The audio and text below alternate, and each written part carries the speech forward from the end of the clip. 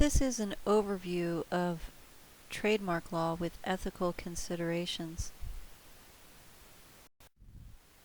Trademarks are words, symbols, phrases, or combination of words and symbols that are used to identify and distinguish the goods or services of a business. In order for a mark to be eligible for protection as a trademark, it must be distinctive, and it must be used in commerce. Who doesn't recognize this trademark? Common examples of trademarks include the Nike swoosh or McDonald's golden arches.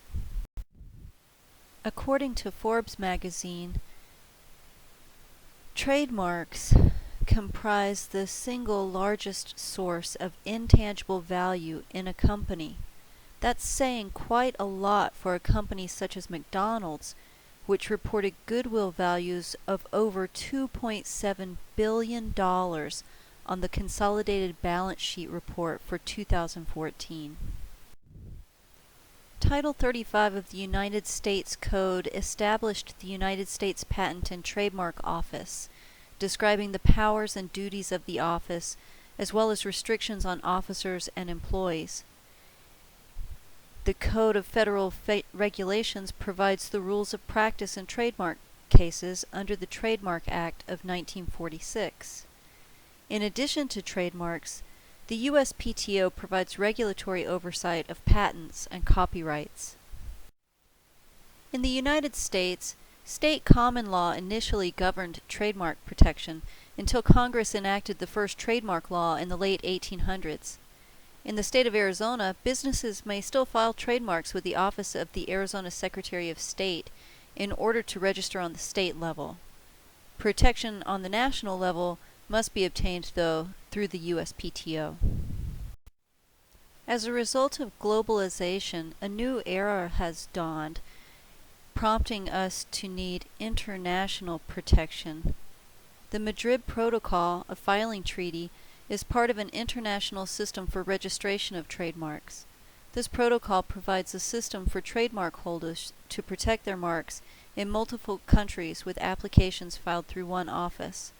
Otherwise, businesses need to file applications in each country for which trademark protection is sought.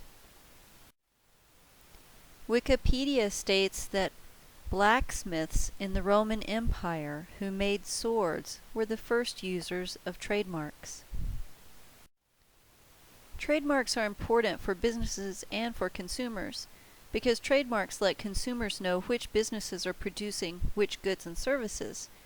In today's world, businesses should file documents showing the first use of a trademark when seeking to apply for protection.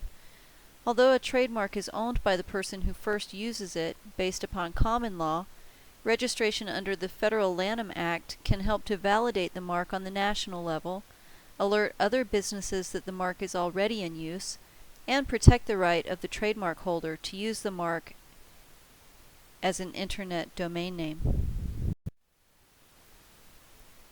Since businesses use trademarks to distinguish their goods or services from those of their competitors, it makes sense that some unethical individuals would use successful trademarks to try to market their own goods. How many of us have seen knockoffs?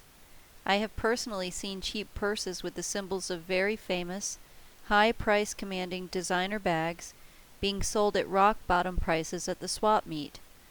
Whether or not it would cause harm to the original designer of the more expensive bags, since the market for purses in a swap meet is likely not the same kind of high dollar clientele that can actually afford handbags that cost hundreds, thousands, or even tens of thousands of dollars, is beyond the scope of this assignment.